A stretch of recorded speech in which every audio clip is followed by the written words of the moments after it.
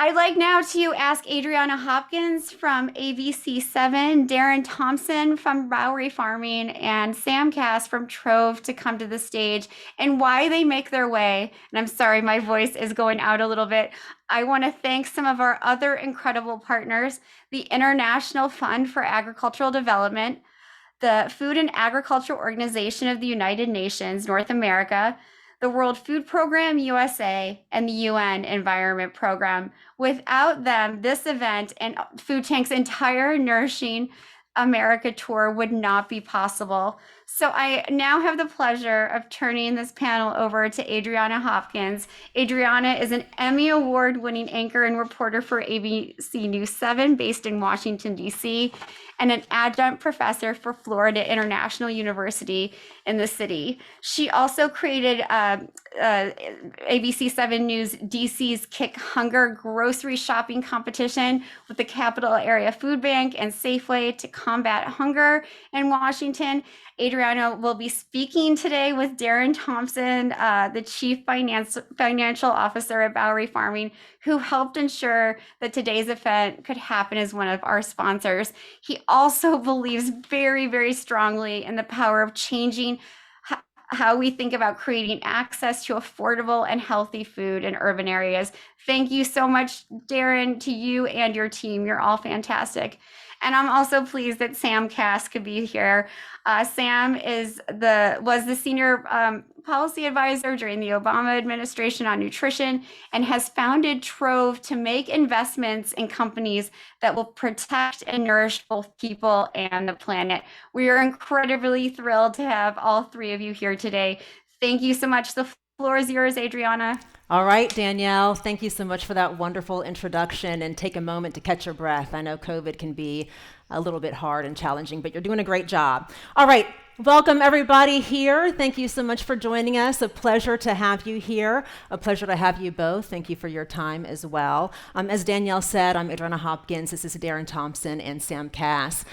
One thing that Danielle said during her fireside chat with Che that resonated with me, and it's something that we talked about a couple of days ago as we were preparing for this, and that is the fact that mental health, physical health, nutritional health, diet, all of that are key components to communities' public health. A lot of people just think of food being good food and think of weight and BMI, et cetera, but there are so many things that go into having good health.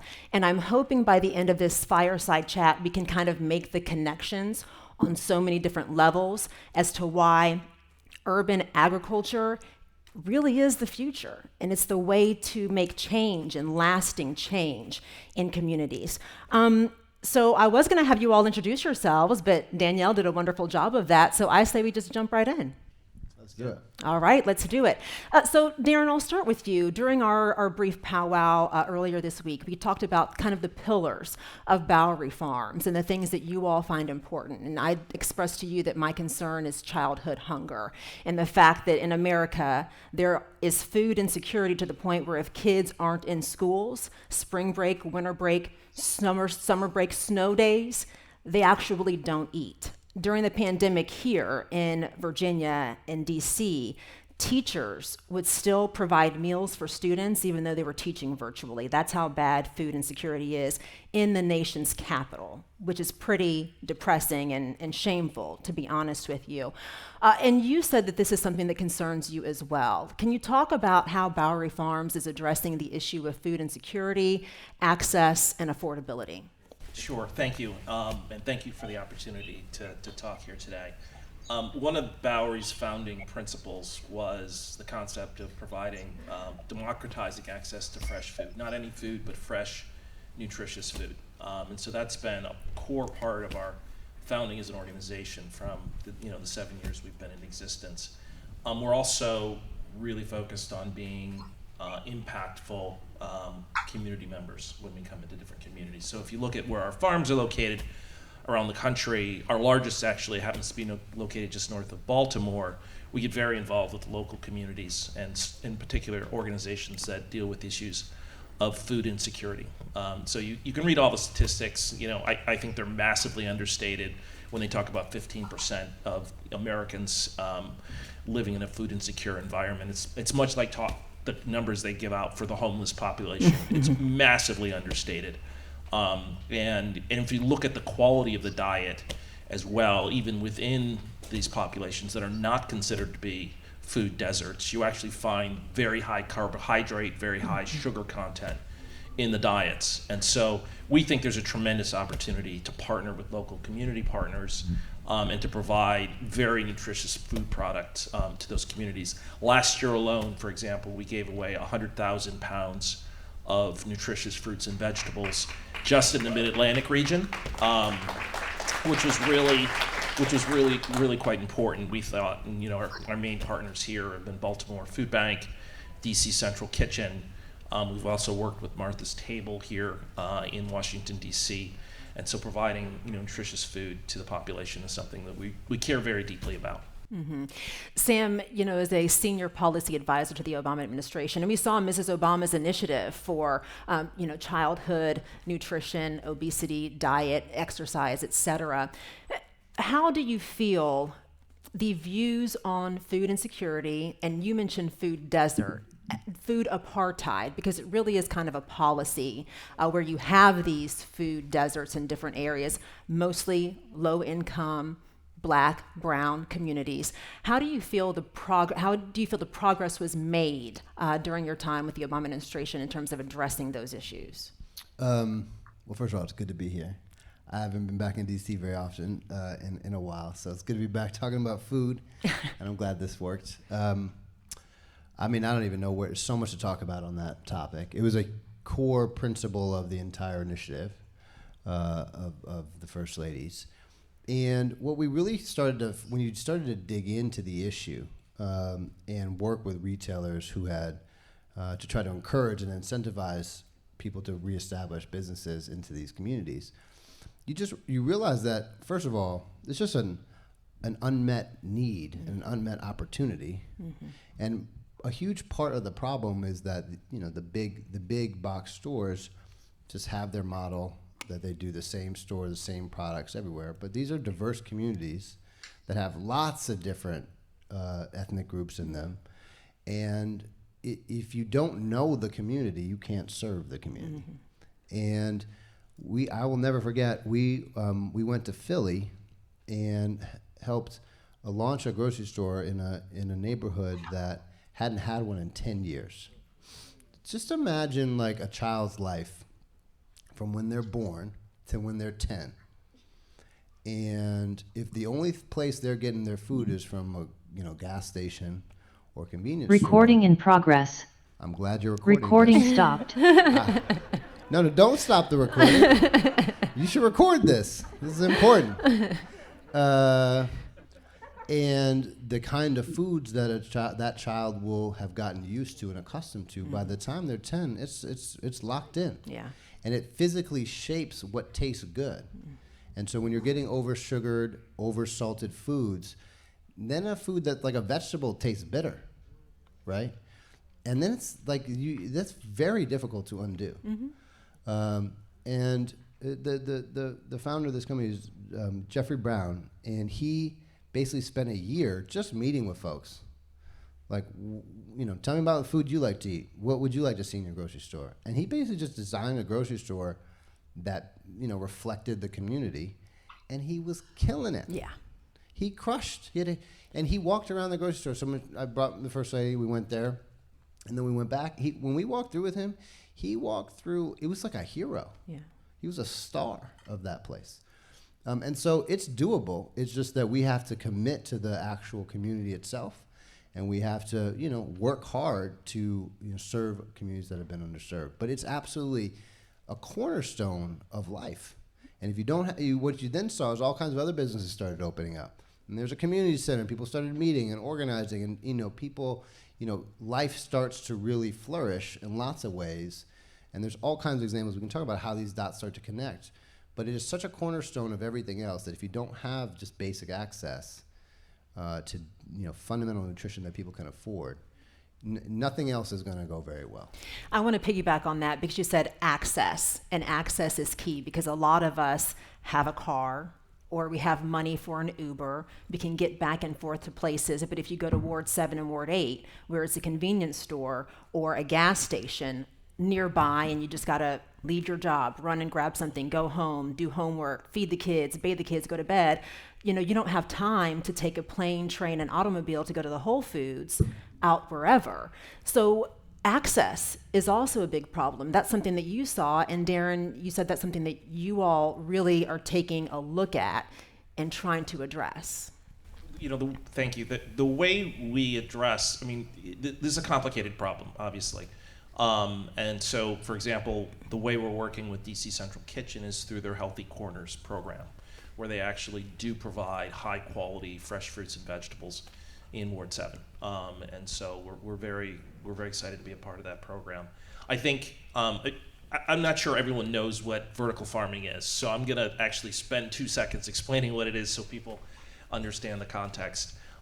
Vertical farming is coming at some of these issues that everyone's been talking about around food insecurity or around environmental challenges or around pain points in the current supply chain, around the challenges of traditional agriculture, the oversaturation of our land using pesticides. All of these challenges have just caught up with us, right?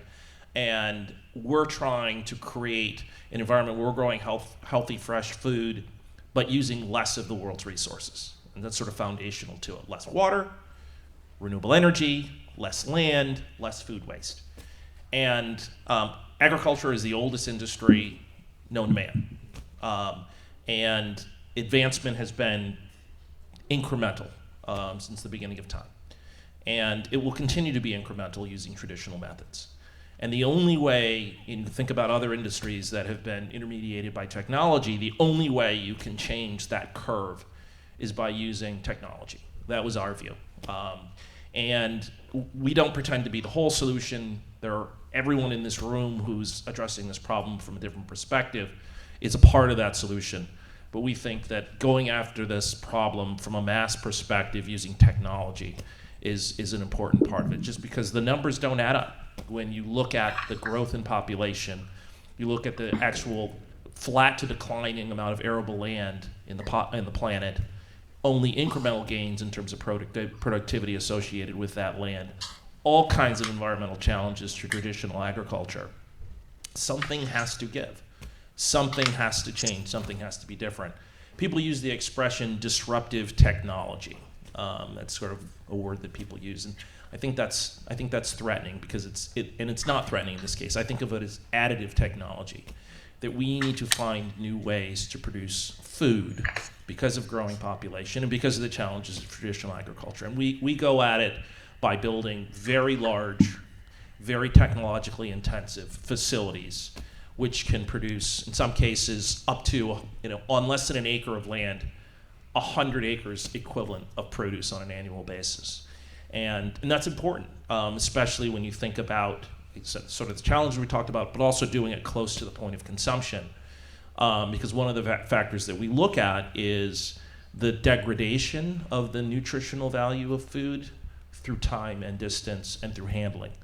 And that's a big factor. So when you're talking about produce that's 6 or 7 days old, oftentimes more than half the nutritional value has been eliminated over that period of time. And so our product, because we grow close to the end markets, it ends up being on the shelves at the grocers typically within a day or 2 days of harvest, meaning as we're talking about these communities or people in general that have challenges in terms of nutritional content of their food, we're solving that problem by reducing all of that latency and all that wear and tear of the traditional system. And so if you go to one of our facilities, it looks like it's like a football field-sized facility stacked 11 high with just beautiful, green, gorgeous, delicious plants growing inside.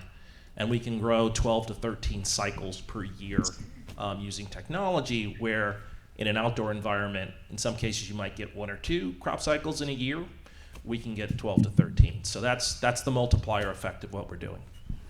So I want to bring up these statistics and numbers so people can understand. Your Nottingham farm provides access to fresh local produce for 25 million people within a 150-mile radius. The farm runs on 100% low-impact renewable energy. You all do work with DC Central Kitchen and the Maryland Food Bank to provide equal access to fresh food in the communities. One thing that we also talked about earlier this week was the fact that you go to communities, you provide food, you also provide jobs, and you have an entire DEI initiative, diversity, equity, inclusion initiative, not just in the people working in these vertical farms, but in the corporate office as well. Yeah, I hadn't actually done the math around the corporate side of it until you asked the question, but more than half of our executive team is Black or is people of color or women. We think, and that trickles down through the organization. 70% of the people who work in our facility north of Baltimore are people of color. And I don't think we're going to maintain that same mix as we expand to other parts of the country necessarily that don't have as high a minority population as the DC metro, Baltimore metro area.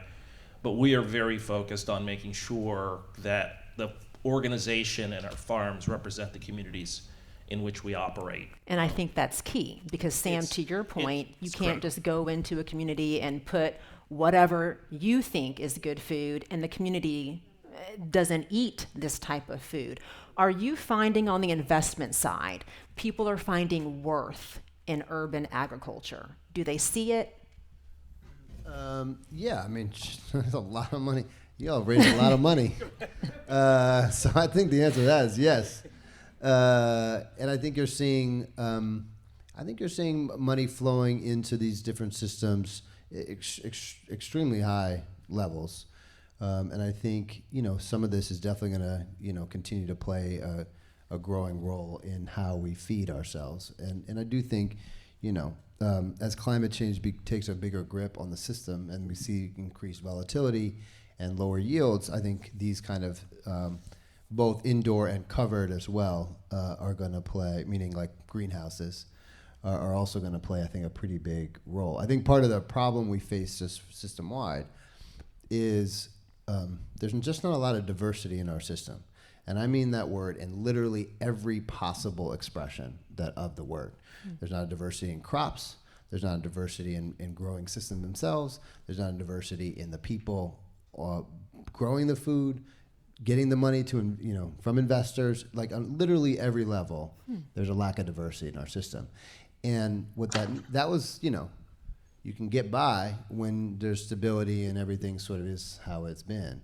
But as we go forward and we enter an era of volatility, diversity is the only strategy that is going to allow us to withstand the shocks that we're going to face.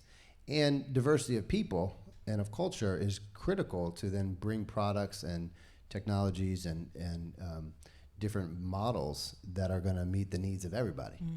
And there's just a lot of data that shows not even when there's malintent, there's plenty of malintent. But even when there's not malintent, people just know what they know and they know who they know, and then they create products that they like, essentially, that like resonates with what they've experienced.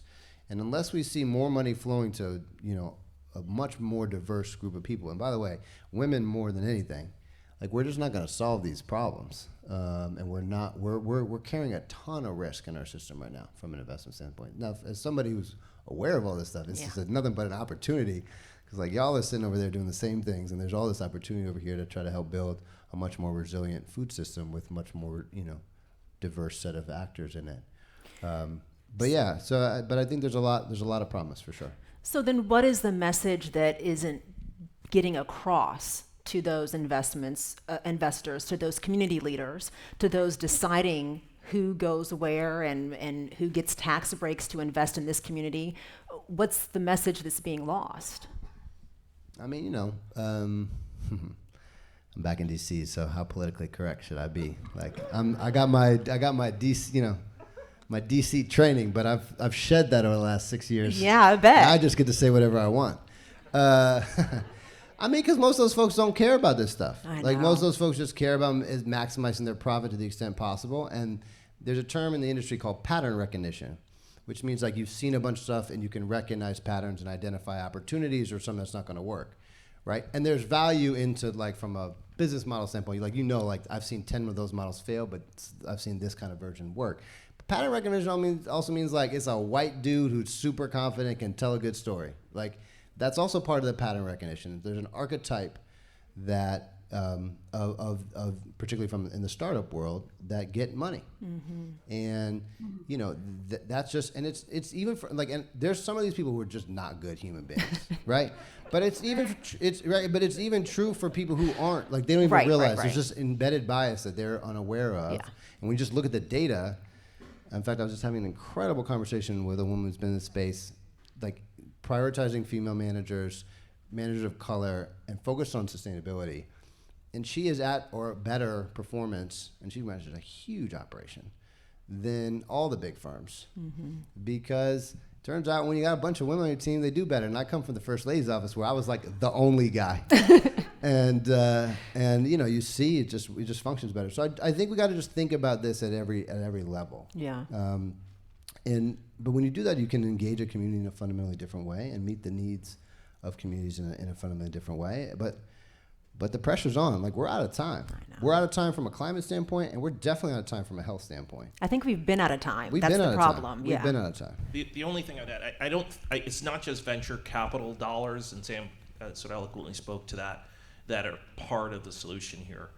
We have, as a country, been able to solve big problems by directing money at problems we care about. True. We cared about, although it's declining, renewable energy. And so if you follow the history of the renewable energy industry, there were massive amounts of dollars in the forms of tax credits directed at that. And that's essentially what took an uneconomic proposition and made it possible, and was really what has created the industry that we now have.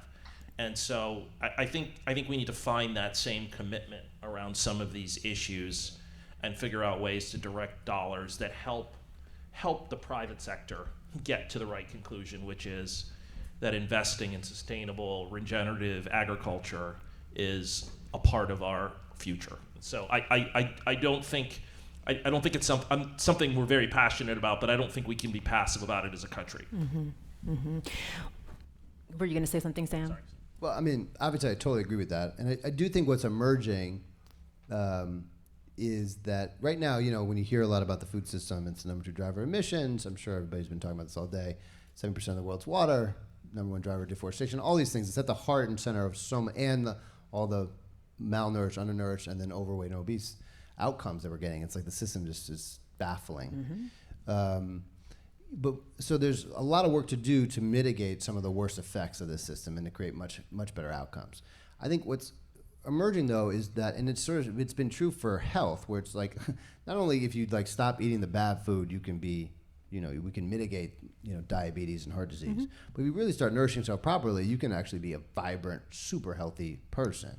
The same is becoming true on the ag side, where not only can the food system stop having such a detrimental effect, but it can actually start to sequester carbon and have a massive positive impact on some of these most powerful challenges that we face, in a way that like energy is just going to reduce energy impact, right?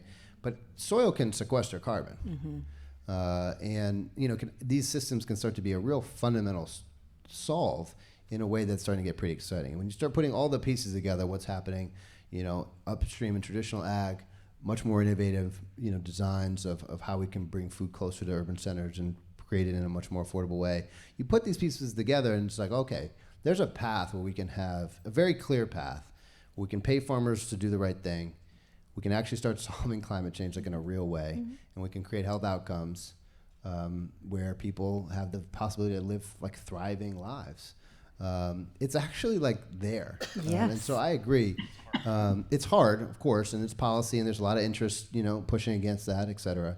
But it's emerging in a way that I have not seen it emerge before. I've been in this space now my whole life. So I'm ultimately quite optimistic about what's possible right now. Good. Okay, so we have 2 minutes, 40 seconds left. You and Bowery Farms, you all have expanded to several different communities: Baltimore, Lehigh Valley, Arlington, Texas, Atlanta. You said you want this to be a generational business. You want a 20-year relationship and commitment to these communities. So just briefly, tell us what you're hoping that commitment will do for those people there. We want to invest in communities in a way that they can secure their own. People talk about sort of a national interest around securing food interests and access to healthy, fresh food. We think about it on a very local basis, and we want to help communities develop that capacity over time. And the farms that we build last, I don't know how long, but at least 20 or 25 years, hopefully longer than that. We hope to establish a footprint across the country. We're well on our way there. And we see ourselves expanding beyond. We sell most of our produce through the grocery channel, online, but there's, institutional use, schools, military, so many other places where we think our food product will be useful. It'll just allow this our business to grow. And I think beyond the U.S., I think there's a lot of places where our technology can be applied.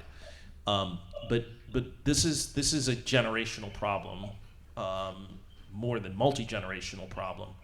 And my concern is, and this kind of comes back to the point that Sam was saying earlier, which is these types of early businesses, and we are still an early business. We have sufficient humility, I think, about that point.